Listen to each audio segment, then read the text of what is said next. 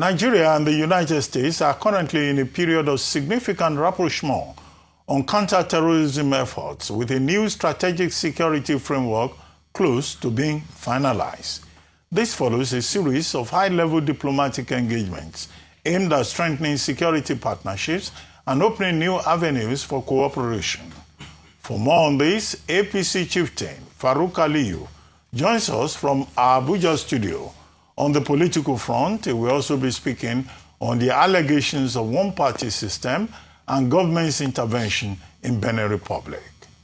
Thank you very much for joining us, Honorable Farouk Aliyu. Good morning.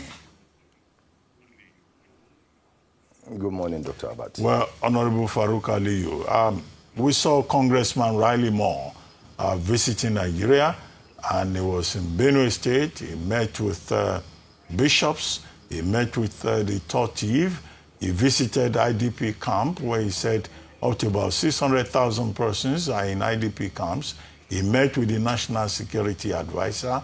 He has appeared on television on his return to the U.S., and he says he's going to prepare a report, which he will submit to the President of the United States, Donald Trump, and that he will be recommending pathways for cooperation between Nigeria and the United States. Do you think that the Nigerian government has made significant progress, particularly with the bilateral working group between both countries, and that we will not end up being classified as a country of particular concern that must be punished? Well, Dr. Abati, I can see you actually, but countries can work together. I'm sure you can hear me. Whether Nigeria, it's afraid not to be classified, this is absolutely the prerogative of the United States of America.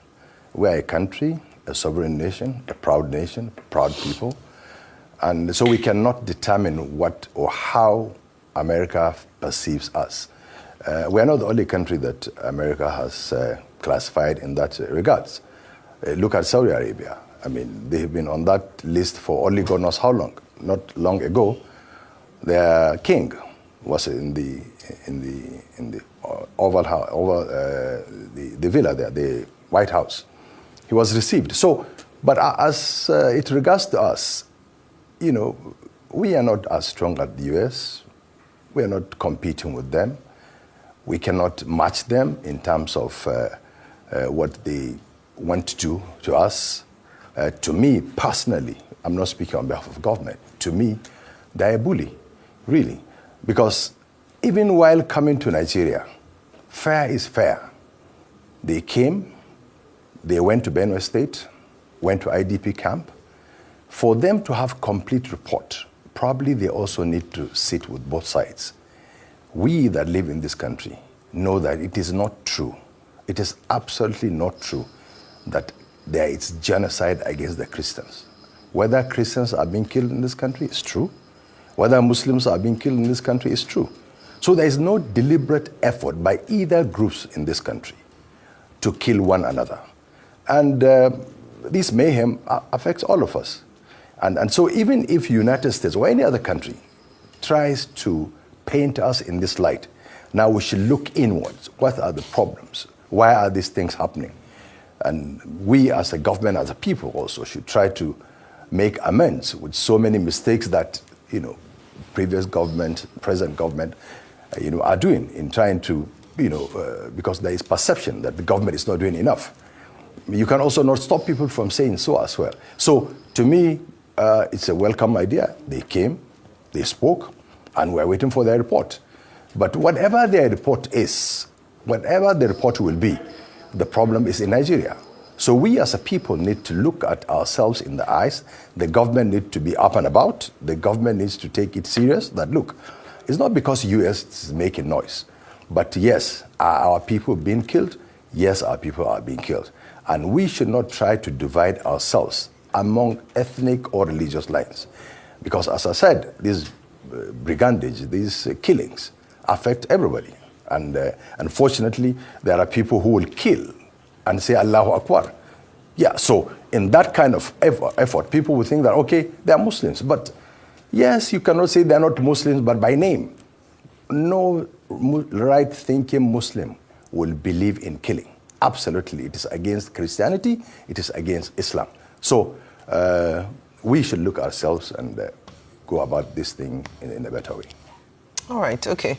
There are a number of issues around, well, this administration. And since we're looking at the state of the nation, you talked about the efforts made in insecurity and insecurity. Some might agree, some might disagree. But I want you to talk about the state of your party, the APC, and the accusation of the APC by opposition parties that you're turning, under this administration, using, weaponizing state bodies like the FCC, ICPC, the Nigerian police, and witch hunting some of the politicians to induce them to joining the APC. What would you have to say about this with regards to a one-party state in Nigeria? Well, about one-party state, you know, it's really very subjective because no coercion, absolutely no coercion. Your colleague that left here before I came mentioned what happened in Anambra State. I mean, there is no any deal between our government and any of these states. So in the wisdom of Soludo, decided to say he was going to support Mr. President. And we would have loved to take Anambra State. So which means APC should, our people went there to contest. We lost, and that's it. So any of these governors that, you know, comes to us, do we tell them, no, don't come? And there is no coercion. And if anybody talks about being victimized or weaponizing the anti-corruption agencies, the question you should put to them, are there grounds? Is it true? Are there allegations? These are allegations. So let the people, whether in government or out of government, as at today, there are senior members of our party, the APC, that are being prosecuted by EFCC or ICPC.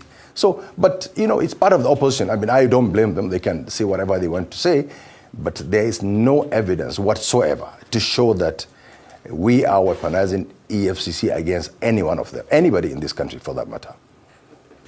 Okay. I mean, so I'll just read this out to you. It was a statement issued by ECWA. ECWA has about close to 10 million members in Nigeria, and I'm just going to paraphrase because it's quite a long statement. So they said that ECWA firmly and solemnly declares that there is clear, verifiable evidence of systematic coordinated campaign against Christians in Nigeria. Hardly a day passes with reports of killings in Christian community. And invariably, what they have been saying here is that all of this amounts to genocide. It was a statement signed by Reverend Dr. Ayuba Asheshe, ECWA General Secretary. I mean, what do you tell this 10 million strong church that says that there is Christian genocide and they're killing their members? I mean, not to say there are not killings of Muslims in the country. What do you tell this ECWA church? That's number one. Number two, you said you want evidence that we're not tilting into a one-party state or that people are not being coerced to join. I mean, look at the cases. Look at the EFCC cases now. I mean, Aliko Dangote just spoke about a serving government official that he said he can provide evidence for that he sent his child to school with $5 million in Switzerland. We have not seen the EFCC pick that up, but we have seen the case of Malami, we have seen the case of Ngige.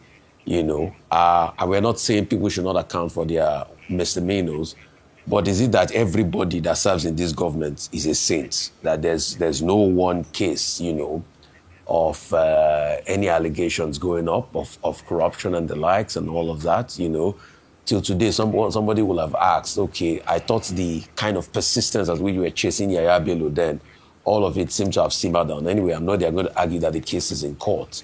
So these are the things people are looking at. And you said you would have loved to take Anambra. You didn't really put forward a viable candidate. I'm not sure your party stakeholders went to campaign with Ukachukwu in Anambra, so you were not interested in Anambra. You had already done a deal with Soludo long ago that he was going to tilt his way. So, I mean, these are just some of the pushbacks. And good to see you. I wish you the best of the season. All the great festivities this season. I wish you the very best. And congratulations again to was it your child that had a ceremony that I wasn't part of? I'm sorry I couldn't be there. Please forgive me once again. Yeah. Thank you very much, Rufai. Now, I don't want to talk about numbers now, whether ECWA, are 10 million or they are 100 million. But a life is a life. A life of a Christian ECWA is a life. A life of a Muslim is a life. Whether there are killings in this country, yes, there are killings. Whether Christians are killed in Nigeria, yes, Christians are killed. Whether Muslims are killed in Nigeria, Muslims are killed. So to me, I cannot stop them from saying whatever they want to say.